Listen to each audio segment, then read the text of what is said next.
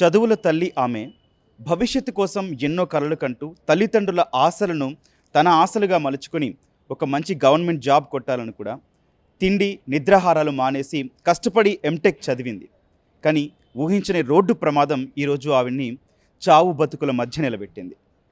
ఎన్నో ఆశలతో భవిష్యత్తును ఊహించిన ఆవిడకి ఈరోజు హాస్పిటల్ బెడ్డే ప్రపంచమైన పరిస్థితి. గజం కేవలం 500 రూపాయలతో 1210 గజాల భూమి కేవలం 6 లక్షలు మాత్రమే. ప్రకాశిని అనే ఆ యువతి భవిష్యత్తుని అట్లాగే తన కలల్ని ఒక రోడ్ యాక్సిడెంట్ చిదిమేసి ఈరోజు హాస్పిటల్ బెడ్ మీద పడేసింది.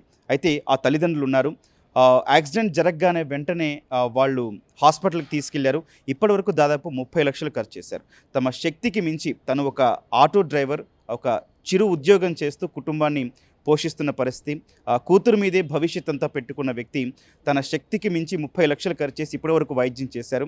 ఇక ఇప్పుడు తర్వాత ఒక చిన్న టాబ్లెట్ కొనాలన్నా మా దగ్గర డబ్బులు లేవంటూ వాళ్ళు సుమన్ టీవీని ఆశ్రయించారు. ఒకసారి పేరెంట్స్ దగ్గర మనం ఉందాం, వాళ్ళతో మాట్లాడదాం. నమస్తే అండి, ఏం పేరండి మీరు? నమస్తే అండి, నా పేరు గని సార్, బాణత్ గని. ఓకే, అసలు ఏం జరిగిందండి? మీ కూతురికి యాక్సిడెంట్ ఎప్పుడు జరిగింది, ఎట్లా జరిగింది? అక్టోబర్ 14th నాడు, అంతకుముందు 2 రోజుల ముందు నుంచి ఫీవర్ వస్తుంది సార్.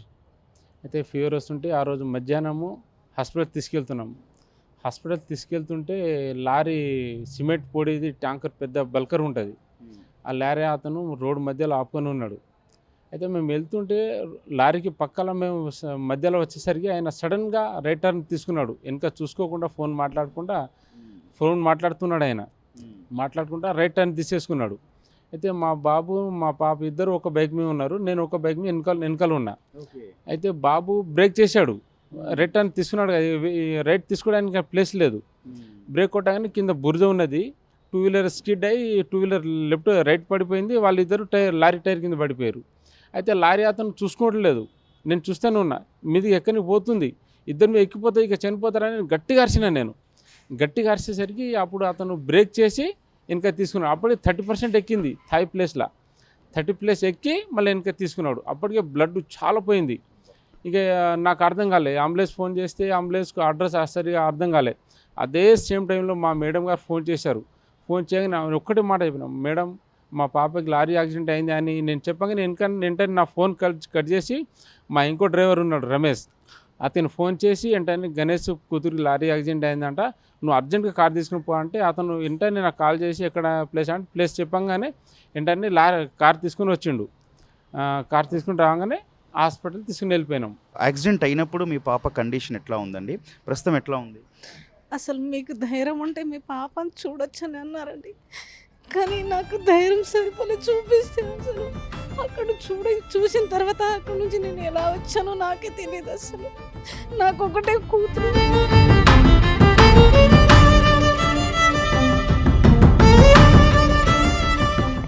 ఏం చేయాలో తెలియని పరిస్థితులు ఉన్నాము. మా దగ్గర ఒక్క పైస లేదు. నా బిడ్డను బతికించాలని మాత్రం కోరుకుంటున్నాను. మేమందరం ఇప్పుడు ఎట్లా ఉందమ్మా మీ కూతురు కండిషన్ ఎట్లా ఉంది? డాక్టర్లు ఏమన్నా? డాక్టర్ ఇంకా టైం పడుతుందని అంటున్నారు సార్. టైం పడుతుంది, ఇంకా ఆపరేషన్లు, సర్జరీలు, కొలెస్ట్రాల్ పైకి తీశారు, సర్జరీలు ఉన్నాయి, ఇంకా టైం పడుతుంది, మనీ ఖర్చు అవుతుందని అంటున్నారు. మా దగ్గర ఒక్క పైస కూడా లేదు. మా సొమ్ము తగినట్టు మేము పెట్టాము. ఇప్పుడు మా దగ్గర ఏమీ లేదండి. 3 నెలల నుంచి మీ అమ్మాయి దగ్గర ఎవరు ఉంటున్నారమ్మా? ఎట్లాంటి అంటున్నాను సార్, నిద్ర లేని రాత్రులు గడుపుతుంది సార్.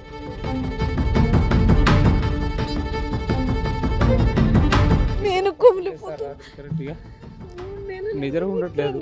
నా భార్య నా కొడుకు ఇద్దరు అమ్మాయి దగ్గర ఉంటారు. నేను ఇంటికి వెళ్ళి పొద్దున్నే 4 గంటలకు లేచి వంటలు చేసి తీసుకొస్తున్నాను. మీరు ఏం ఉద్యోగం చేస్తారండి? నేను కార్ డ్రైవర్ చేస్తాను సార్. మరి ఇట్లా మీ కూతురు దగ్గరే ఉన్నప్పుడు మరి ఆ ఉద్యోగం సంగతి ఏమైంది? ఇక్కడ బాక్స్ పంపించి వారంలో 2 రోజులు 3 రోజులు డ్యూటీకి వెళ్తున్నా. సార్ కూడా నాకు కోఆపరేట్ చేస్తున్నాడు, వెళ్ళు ప్రాబ్లం లేదు నేను చూసుకుంటా అంటున్నాడు మా సార్ కూడా. ఇప్పుడు డాక్టర్లు ఏమంటున్నారండి? ఇప్పటి వరకు మీరు ఎంత ఖర్చు చేశారు?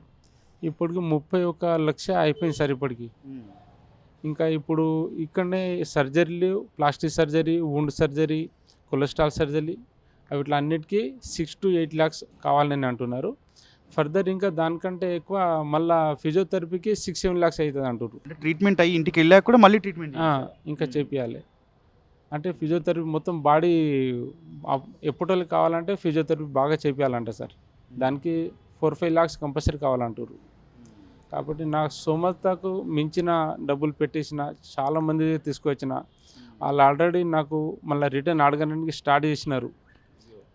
ఇంకా వాళ్ళకి ఎలా ఇవ్వాలో నాకు అర్థమవుతలేదు. కాబట్టి మీ సహాయం కోరుతున్నాను. దయచేసి నా కూతురు ప్రాణం పోయాలని నేను ఆశపడుతున్నాను సార్. నా దగ్గర ఏం లేదు, నేను డ్రైవర్ని. ప్లీజ్. మరి ఏం తింటుందమ్మా పాప? ఎట్లా? కొంచెం కొంచెం తింటుంది సార్, కొంచెం కొంచెం తింటుంది. జవా అలాంటిది, లిక్విడ్ లాంటిది, అలాంటి జ్యూస్ అలాంటిది తాగుతుంది. ఇది సార్ పరిస్థితి. నా బిడ్డకు బతికించాలని నేను 2 చేతులు జోడించి మనవి చేస్తున్నాను మీ అందరికీ.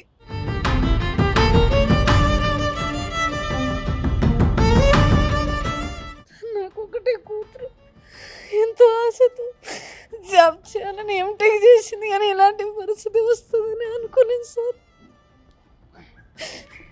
మీ అందరికీ దండం పెట్టి చెప్తున్నాను, నా బిడ్డను బతికించాలని. మీరు ఇప్పుడు సాయం కోసం అడుగుతున్నారా అండి? అవును సార్, సాయం కోసం అడుగుతున్నాం సార్. చూసిన వాళ్ళు ప్రతి ఒక్కరు దయచేసి సాయం చేయాలని 2 చేతులు జోడించి నేను కోరుకుంటున్నాను. కార్ డ్రైవింగ్ చేస్తూ కొన్ని సంవత్సరాలు ఆటో నడిపిస్తూ నా పిల్లలు చదివించుకున్న. 2000 నుంచి హైదరాబాద్లో నేను ఉంటున్నా. నా పిల్లలకి మొత్తం నేను రూమ్ కిరాయి కట్టుకొని వాళ్ళకి చదివించి ఈ స్థాయికి తీసుకొచ్చిన. బీటెక్ ఎంటెక్ అన్నీ చేపించిన. కానీ అన్నం తినే టైంలో నా కూతురికి ఇట్లా జరిగింది. నాకు స్తోమతకు మించి ఖర్చు పెట్టిన. దయచేసి మీరు సహాయం చేయాలని కోరుకుంటున్నాను. సహాయం చేయమని వేడుకుంటున్నాను. మీకు తోచినంత సహాయం మీరు చేయమని వేడుకుంటున్నాను సార్. సుమన్ టీవీ చూస్తున్న ప్రేక్షకులందరికీ నమస్కారం అండి. నా పేరు ప్రకాష్ని. నేను ఎంటెక్ పూర్తి చేశాను సిఎంఆర్ కాలేజ్లో. అయిపోయి 2022లో అయిపోయింది నా స్టడీస్.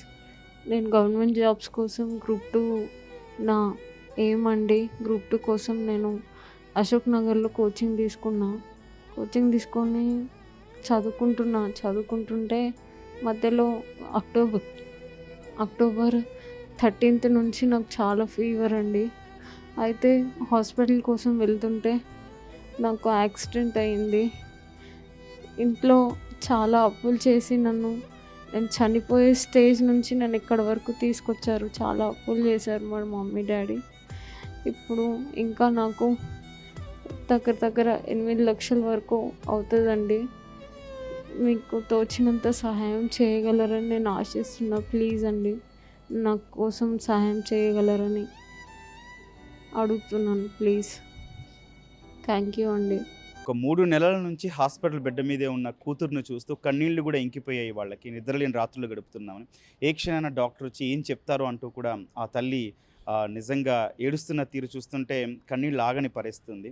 దయచేసి దాతలుంటే సహకరించండి. ఈ కింద కనిపిస్తున్న వాళ్ళ account number, PhonePe, Google pay నెంబర్కి మీకు తోచినంత సాయం చేయండి. కనీసం ట్యాబ్లెట్ కొనుక్కునే డబ్బులు కూడా లేవంటే వాళ్ళ పరిస్థితి చూస్తుంటే బాధ అనిపిస్తుంది. కానీ ఆ అమ్మాయితో మాట్లాడినప్పుడు ఆ అమ్మాయి ధైర్యం చూస్తుంటే అసలు నిజంగా ఆ ధైర్యం చూసే తల్లిదండ్రులు ఇంకా వీళ్ళకి ధైర్యం వచ్చిందని అనిపిస్తుంది. ఎందుకంటే నన్ను బతికించండి అని వేడుకుంటుంది. ఖచ్చితంగా రేపు ఉన్నత స్థానంలో నేను ఉంటాను అన్న ధైర్యం కూడా అమ్మాయి చెప్తూ ఉంటే నిజంగా అసలు పేరెంట్స్కి కానీ విన్న నాకు కూడా నాకు ధైర్యం, ఒక హోప్ అయితే కలుగుతుంది. దయచేసి ఎవరైతే ఆ పెద్ద మనసు ఉందో అందరూ కూడా కొంచెం హెల్ప్ అయితే చేయండి.